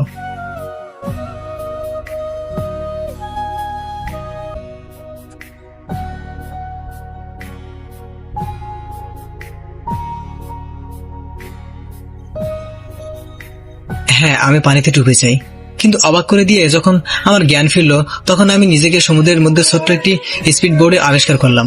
আর ফারহাদ ভাই আমার পেটে চাপ দিচ্ছিল। আমার মাথা ছিল ফারহাদ ভাইয়ের কোলে। আমি কাশি দিয়ে উঠলাম। আমার নাক মুখ দিয়ে পানি বের হতে লাগলো। এই আলাউদ্দিনের জ্ঞান ফিরেছে? দেখি দেখি ভাই, আপনার এখন কেমন লাগছে? ফারহাদ ভাই আমার কাছে এসে বুঝলাম আমার বুঝতে বাকি রইল না। ফারহাদ আর ফেরদৌস ভাই আমাকে মৃত্যুর হাত থেকে বাঁচিয়ে নিয়ে আসছে। আমি ফারহাদ আর ফেরদৌস ভাইকে জড়িয়ে ধরে কান্না করে দিলাম। আপনারা না থাকলে আমি এখন আর পৃথিবীতেই থাকতাম না। আমি জড়িয়ে কান্না করতে লাগলাম। আরে কান্না করছেন কেন? আমরা না আপনার ভাই? ভাইদের চোখের সামনে এক ভাই মরে যাবে, এটি কি হতে পারে? এটি হতে দেই কিভাবে বলুন? আরে এখন আর কান্না করতে হবে না। আল্লাহর কাছে শুকরিয়া যে আপনার কিছু হয়নি। আপনাদের মতো ভাই থাকলে আমার কিচ্ছু হবে না। ঠিক বলছেন। আপনি অনেক ভাগ্যবান, কারণ উত্তাল সমুদ্রে লাফ দিয়ে ওনারা আপনাকে বাঁচানোর জন্য আমরা দূর থেকে সব দেখেছি। আপনাকে অনেক ধন্যবাদ ভাই। আপনারা না আসলে ওনাকে নিয়ে তো জাহাজে ওঠা পসিবল ছিল না। আরে এটি আমাদের কর্তব্য ছিল। আপনাদের সবাইকে ধন্যবাদ দিয়ে ছোট করতে চাই না, তবে এই জীবনে আমি আপনাদের কাউকে কখনো ভুলবো না। আপনাদের ঋণ আমি এই জীবন দিয়েও শোধ করতে পারবো না। আপনাকে ঋণ শোধ করতে হবে না, খালি বেশি কথা বলে। এখন বলেন, জাহাজ থেকে পড়লেন কিভাবে? এটি তুই জিজ্ঞেস করছিস? কিভাবে পড়েছে মানে? ফারিয়া ম্যাডাম ধাক্কা দিয়ে ফেলেছেন। দেখলি না কিভাবে হাসতেছিল ওনাকে ফেলে দেওয়ার পর? ঠিক বলছিস। চল জাহাজে ফারিয়াকে দেখে নিচ্ছি। না, আপনারা কেউ প্লিজ কাউকে বলবেন না যে ফারিয়া আমাকে ধাক্কা দিয়ে ফেলেছেন। কেন বলবো না? না, বলবেন না, কোনোদিন বলবেন না। সব আমি বলবো পরে। সবার সামনে যা বলার আমি বলবো। আপনি এমন করো বুঝি না, সবকিছু নীরবে সহ্য করেন কেন? সব বলবো আপনাদের। আপনারা শুধু বলুন, আপনারা কিছু বলবেন না। আচ্ছা, বলবো না, তবে কারণ আমাদের বলতেই হবে। আচ্ছা, বলবো। তারপর আমরা আবার জাহাজে উঠি। জাহাজের গায়ে ঝুলে থাকা সিঁড়ি বেয়ে আমার উঠতে কষ্ট হচ্ছিল, কারণ বা পা বোধ হয় মুচকে গিয়েছে আমার। জাহাজে ওঠার পর সকলে আমাকে ঘিরে দাঁড়ালো। সবার মুখে একটি কথাই, আমি কিভাবে পড়ে গেলাম। আমি ফারিয়ার দিকে তাকাচ্ছিলাম, কিন্তু ফারিয়া আমার চোখের দিকে তাকাচ্ছিল না। কিভাবে পড়ছে আমি তা শোনার জন্য ফারিয়া অপেক্ষা করছে। আমি যদি সত্যটা বলে দেই তাহলে ফারিয়া কি করবে বুঝতে পারছে না। আমি তখন সবার একটি প্রশ্নের উত্তর দিলাম। আমি জাহাজের আরো কিনারায় যাবার জন্য পা বাড়ালে সামনে পড়ে থাকা পানিতে পা পড়ে যায় আমার, আর আমার পা পিছলে গিয়ে আমি জাহাজ থেকে পড়ে যাই। আমি ফারিয়ার দিকে তাকিয়ে কথাগুলো বললাম। কথাটি শুনে ফারিয়া আমার দিকে তাকালো। একটু দেখে পা বাড়াবেন না? যদি আজ আপনার কিছু হয়ে যেত তাহলে আপনারা বাবা মাকে আমরা কি জবাব দিতাম? ফারহাদ আর ফেরদৌস ভাই থাকতে আমার কিচ্ছু হবে না। আমি ফারহাদ আর ফেরদৌস ভাইয়ের দিকে তাকিয়ে বললাম। ফারিয়া কিছু না বলে ও আড়ালে চলে গেল। হয়েছে, এখন বিশ্রাম নিন। নুসরাত, ওনার বা পায়ে তেল মালিশ করে দাও। পাটা মনে হয় মুচকে গিয়েছে। অবশ্যই। তারপর সকলে মিলে আমার সেবা যত্ন করতে লাগলো, কিন্তু কেউ আমার ভিতরে জ্বলতে থাকা আগুনের পাহাড় দেখতে পেল না, কারণ আমাকে মারতে চেয়েছিল। একটা সময় যে আমাকে প্রচন্ড ভালোবাসতো, আমার সামান্য কেটে গেলে যে মেয়ে অস্থির হয়ে যেত, আজ সে আমাকে মারতে চেয়েছে। যাই হোক, আমরা সেন্ট মার্টিন আসার পর সকলে বিশ্রাম নিতে গেল, কারণ পৌঁছেছি এখানে রাত 8টায়। আমি ফারহাদ আর ফেরদৌস ভাই এক রুমে একসাথে ছিলাম। 1 ঘন্টা বিশ্রাম নেওয়ার পর 9টার সময় আমি বাইরে গেলাম ফেরদৌস ভাইয়ের আনা গিটারটা নিয়ে। পায়ে ব্যথা তবুও গেলাম। কোথায় যাচ্ছেন? তীরে যাচ্ছি সমুদ্রের ঢেউয়ের সাথে কথা বলতে। যান, আমরাও আসতেছি কথা বলার জন্য। ওকে, আসতে থাকুন, আমি যাচ্ছি। এই বলে আমি ধীরে ধীরে সমুদ্রের তীরে এসে দেখি ফারিয়া একা একা সমুদ্রের তীরে দাঁড়িয়ে আছে। আমি ফারিয়াকে দেখে এক হাতে গিটার আর এক হাতে পাশের টেবিলে পড়ে থাকা ফল কাটার ছুরি নিয়ে ফারিয়ার দিকে যেতে লাগলাম। কি ভাবছেন ছুরি দিয়ে ফারিয়াকে মারবো? আরে না, মারবো না। আমি ছুরিটি হাতে নিয়ে ফারিয়ার পিছনে গিয়ে দাঁড়ালাম। তারপর বললাম, যে ছেলেটার একটু যন্ত্রণায় যে মেয়েটি অঝরে কান্না করত, আজ সেই ছেলেটিকে মেরে ফেলতে চেয়েছিল। আমি পিছনে দাঁড়িয়ে কথাগুলো বললাম। ফারিয়া তাকিয়ে দেখলো আমি দাঁড়িয়ে রয়েছি। আমাকে দেখা মাত্রই চলে যাচ্ছিল। তখন বললাম, যেও না, 1 মিনিট কথা বলতে চাই। ফারিয়া দাঁড়িয়ে গেল। কি বলবেন বলেন। আমি 1 মিনিট আগের ফারিয়ার সাথে কথা বলতে চাই। মরে গিয়েছে আগের ফারিয়া, নেই সেই আগের ফারিয়া। রাতের অন্ধকারে 4 দেয়ালের মধ্যে চোখের জল ফেলতে ফেলতে সেই ফারিয়া মরে গেছে। জানি অনেক কেঁদেছো তুমি। তোমার চোখের জলের সাথে ঝরে গিয়েছে আমার প্রতি তোমার ভালোবাসাটা। শুধু রয়ে গিয়েছে ঘৃণাটা, যে ঘৃণার জন্য আজ তুমি আমাকে মারতে চেয়েছিলে। ফারিয়ার মুখে কোনো কথা নেই। আমাকে মারতে চাও? একবার বলতে আমি নিজে থেকে তোমার কাছ থেকে চলে আসতাম মেরে দিতে। কেউ জানতো না, কেউ বুঝতেও পারতো না। চুপ করে দাঁড়িয়ে আছি। আমি ফারিয়ার কাছে গিয়ে দাঁড়ালাম আর বললাম, এই নাও ছুরি, আমার হাতের রগগুলো কেটে দাও। বিশ্বাস করো, আমি একটুও শব্দ করব না। ওই যে দেখছো নারকেল গাছ, ওই গাছের আড়ালে বসে থাকবো যতক্ষণ না আমার মৃত্যু হয়। চোখ ভরা পানি নিয়ে ফারিয়া আমার দিকে তাকালো। ধরো, আমাকে মেরে ফেলো, কেউ জানবে না কে মারছে আমাকে। ফারিয়া কিছু না বলে কান্না করতে করতে চলে গেল। চলে যাচ্ছ কেন? মেরে যাও আমাকে, আমি তোমার হাতেই মরতে চাই। আমি কান্না করতে করতে ওখানে বসে পড়লাম। ওখানে বসে বসে সমুদ্রের ঢেউয়ের সাথে সাথে কান্না করতে লাগলাম। কান্নার শব্দগুলো বিলীন হয়ে যাচ্ছিল সমুদ্রের ঢেউয়ের সাথে। কিছুক্ষণ পর খেয়াল করলাম ফারহাদ, ফেরদাউস, নাবিলা, নুসরাত, সুজাতা সকলে আমার কাছে আসতেছে। আমি চোখের পানি মুছে গিটারটা নিয়ে বাজাতে লাগলাম। আমি ইউনিভার্সিটির জীবনে অনেক গান করেছি, গিটার বাজিয়েছি। গানের গলাটাও মোটামুটি ভালোই ছিল। আমার কাছে সকলে আসার পর, কি ব্যাপার, মনের সুখে গিটার বাজানো হচ্ছে দেখি। আমাদের ভয় পাইয়ে দিয়ে স্যার এখানে বসে বসে মনের সুখে গিটার বাজাচ্ছে। ভাই, তাহলে মনের দুঃখে গিটারের তালে গান গেয়ে যাক। প্রথমত মনের সুখে না, মনের দুঃখে গিটার বাজাচ্ছি। অবশ্যই, গানের গলা যেমনই হোক। তো কি শুধু গিটার বাজামিনি নাকি গানও হবে সাথে? গান হতে পারে, তাহলে কি গান গাবো? গানের গলা কিন্তু ভালো না। ওকে, তারপর সেই প্রিয় গানটি ধরলাম, যে গানটি ফারিয়াকে শোনাতাম আমি ইউনিভার্সিটিতে। গিটারের তালে তালে গানটি গাওয়া শুরু করলাম। তুমি মোর জীবনের ভাবনা, হৃদয়ের সুখের দোলা, নিজেকে আমি ভুলতে পারি, তোমাকে যাবে না ভোলা।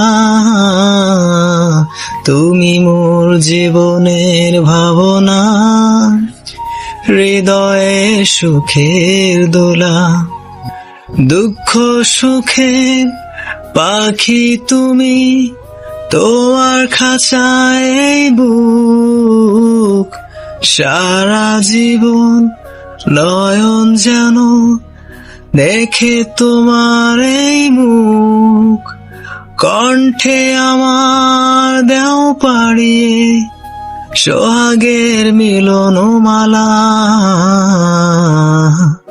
তুমি মোর জীবনের ভাবনা, হৃদয়ের সুখের দোলা, ভালোবাসার নদী তুমি, আমি তোমার দুই কুল, ফাগুন তুমি, ফোটাও যে ফুল, আমি তোমার সেই ফুল, প্রেমের তরে শৈব বুকে লক্ষ কাটারও জ্বালা। তুমি মোর জীবনের ভাবনা, হৃদয়ের সুখের দোলা, নিজেকে আমি ভুলতে পারি, তোমাকে যাবে না ভোলা। তুমি মোর জীবনের ভাবনা, হৃদয়ের সুখের দোলা, গানটি বলতে বলতে কখন যে আমার নয়ন বেয়ে পানি গড়িয়ে গিয়েছে বুঝতে পারিনি। বাহ, অসাধারণ। সকলে হাতে তালি দিতে দিতে বলল। আমাদের পিছনে দাঁড়িয়ে দাঁড়িয়ে ফারিয়া শুনতেছিল। কি ব্যাপার, আপনার চোখে পানি কেন? ফারিয়া চলে যাচ্ছিল, তখন আমি বলে উঠলাম, আমার চোখে পানি কেন? এটির একমাত্র কারণ আপনাদের ফারিয়া ম্যাডাম। আমার এই কথাগুলো শুনে ফারিয়া দাঁড়িয়ে গেল। মানে? আপনাদের ফারিয়া ম্যাডাম ছিল আমার জীবনের সব থেকে মূল্যবান জিনিস, যে জিনিসের মূল্য আমি দিতে পারিনি। মানে কি? সবকিছু খুলে বলুন ভাই। আমি গিটারটা বুকে জড়িয়ে নিয়ে, আপনাদের ম্যাডামের নয়নের প্রদীপ ছিলাম আমি। আমরা ইউনিভার্সিটির জীবনে একসাথে পড়তাম। পরিচয়টা হয়েছিল আমাদের নবীন বরণ অনুষ্ঠানে। ও পড়তো ইংরেজি ডিপার্টমেন্টে, কিন্তু আমি ছিলাম অন্য ডিপার্টমেন্টে। কিন্তু নবীন বরণ অনুষ্ঠানে হঠাৎ আমাদের দেখা হয়। তারপর? প্রথম দেখাতে অনেক ভালো লেগে গিয়েছিল ফারিয়াকে। তারপর ধীরে ধীরে আমাদের মধ্যে ভালোবাসার সম্পর্ক গড়ে ওঠে। কিন্তু কি? কিন্তু আমি ছিলাম গরিব ঘরের ছেলে। ফারিয়াকে পাবার কোনো যোগ্যতা আমার ছিল না। এদিকে ফারিয়াকে বিয়ে দেবার জন্য তার বাবা মা একের পর এক ছেলে দেখতে থাকে, কিন্তু ফারিয়া পাগলিটা আমার জন্য সবাইকে কোনো না কোনোভাবে রিজেক্ট করে দেয়। তারপর? কিন্তু কতজনকে রিজেক্ট করবে? এভাবে একদিন ফারিয়া ধরা পড়ে যায় তার বাবার কাছে। তার বাবা বুঝতে পারে যে তার মেয়ে ইচ্ছা করে সব ছেলেকে রিজেক্ট করছে। তখন ফারিয়া তার বাবাকে আমার কথা বলে, কিন্তু তার বাবা আমার পরিবারের কথা শোনার পর আমাকে সোজা না করে দেয়। অবশ্য পৃথিবীর প্রত্যেক বাবাই না করে দেওয়ারই কথা, কারণ আমার যে কিছুই ছিল না। কি দেখে তার মেয়েকে আমার হাতে দিবে? তারপর? এদিকে ফারিয়াকে তার বাবা না করে দিয়ে ফারিয়াকে বাড়ি হতে বের হতে দিচ্ছিল না। ফারিয়া আমাকে ফোন করে কান্না করতে থাকে, বলে আমি যেন ওকে নিয়ে আসি, ওকে যেন আমি বিয়ে করি। তারপর কি বলুন? ফারিয়ার পিছনে দাঁড়িয়ে দাঁড়িয়ে নীরবে কান্না করছিল। আমরা দুজনে ছিলাম একজন, একে অপরকে এতটা ভালোবাসতাম, দুজনে কখনো আলাদা থাকতে হবে ভাবিনি। কিন্তু আমি ফারিয়াকে বিয়ে করে কি খাওয়াবো? বেকার ছেলে আমি, বাবার ঘাড়ে বসে খাই, সংসারের বাতি জ্বলে নিভে। এখানে কিভাবে আমার পাগলিটাকে খুশি রাখবো? তারপর কি হলো? তারপর ফারিয়ার বিয়ের আগের দিন রাত্রে আমরা দুজনে আমাদের ভালোবাসাকে সার্থক করতে বাসা থেকে বের হয়ে যাই। পালিয়ে যাব দুজনে, এটি ঠিক করি। পিছনে নীরবে অঝরে কান্না করতে থাকে ফারিয়া। তারপর কি হলো ভাইয়া? কিন্তু প্রভু চাচ্ছিল না আমরা এক হই। প্রভুর খেলার জন্য আমি পিছিয়ে আসি। ফারিয়া অপেক্ষা করতে থাকে মাঝরাতে আমাদের বলে রাখা জায়গায়, কিন্তু আমি ফারিয়ার কাছে যেতে পারলাম না। স্বার্থপরের মতো নিজের ভালোবাসাকে রেখে চলে আসি, আর ফারিয়া পাগলিটাকে আমার জন্য অপেক্ষা করতে থাকে। কিন্তু কেন আপনি ফিরে আসলেন ফারিয়াকে রেখে? রাতটি ছিল বুধবারের রাত, আমার জীবনের সব থেকে ভয়ঙ্কর রাত।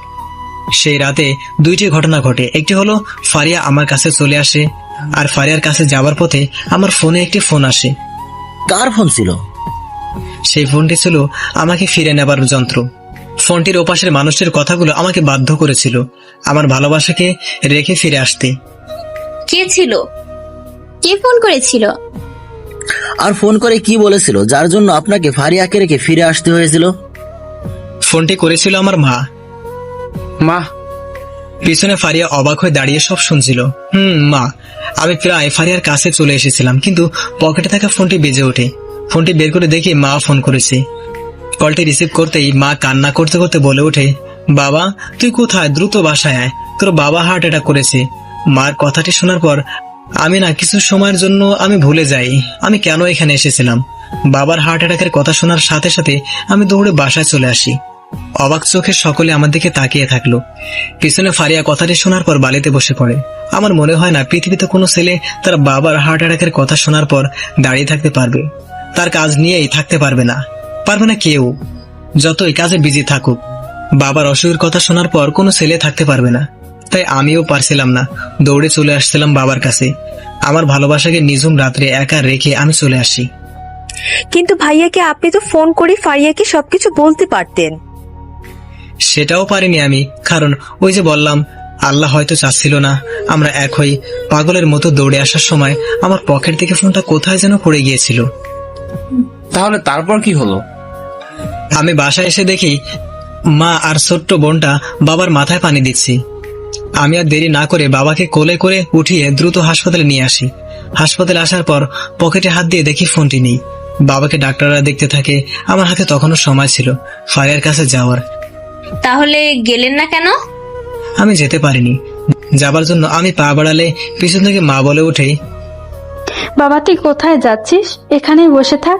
তুই ছাড়া আমাদের কে আছে বল? আল্লাহর কাছে দোয়া কর তোর বাবা যেন ঠিক হয়ে যায়।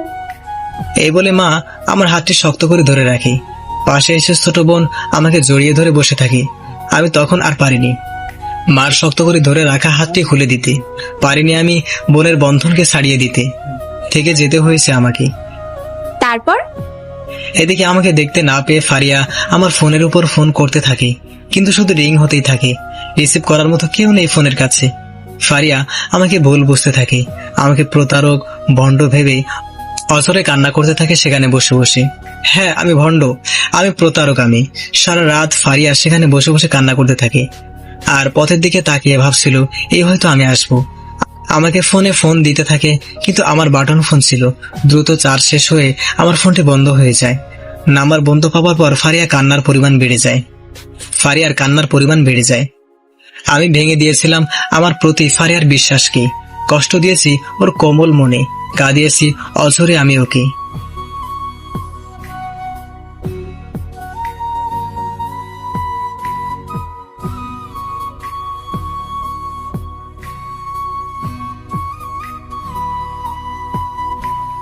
এদিকে আমাকে দেখতে না পেয়ে ফারিয়া আমার ফোনের উপর ফোন করতে থাকে, কিন্তু শুধু রিং হতেই থাকে। রিসিভ করার মতো কেউ নেই ফোনের কাছে। ফারিয়া আমাকে ভুল বুঝতে থাকে, আমাকে প্রতারক ভণ্ড ভেবে অঝরে কান্না করতে থাকে সেখানে বসে বসে।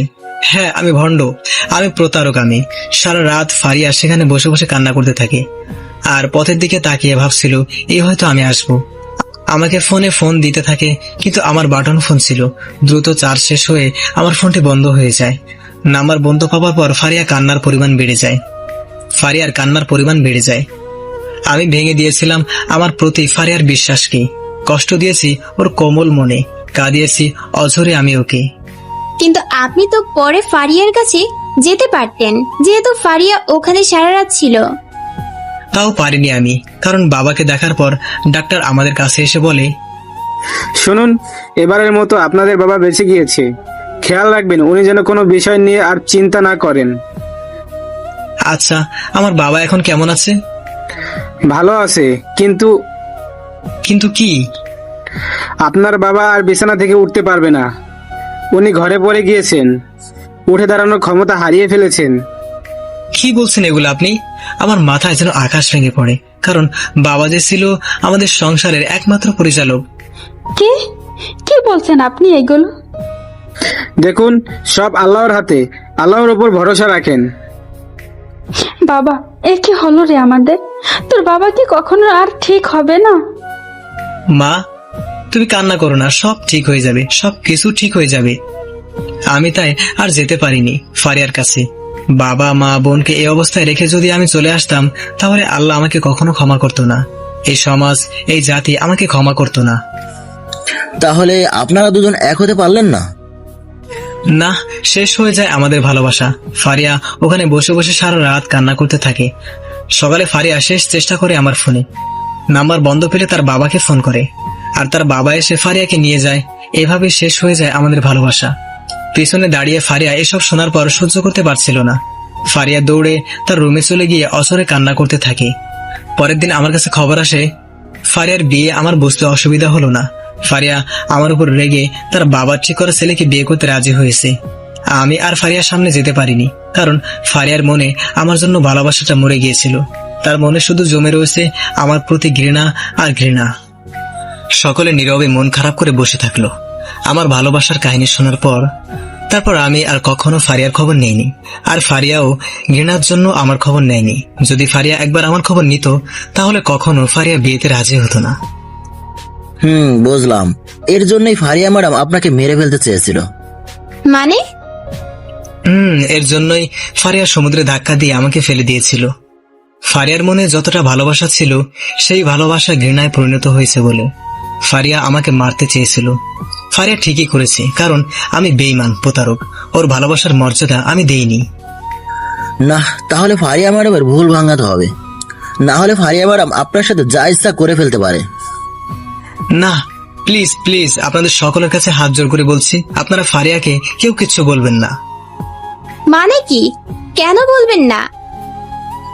কেন বলবো না? আর তাছাড়া ফারিয়া আপুর তো বিয়ে হয়নি এখনো। আমার মনে হয় ফারিয়া আপু এগুলো শুনলে আপনাকে বিয়ে করতে রাজি হবে। না, হাত জোর করে বলছি, আপনারা কেউ কিছু ফারিয়াকে বলবেন না। আমার দিব্যি আপনাদের কাছে। কিন্তু কেন? কারণ আমি চাই না। আপনারা কথা দিন কেউ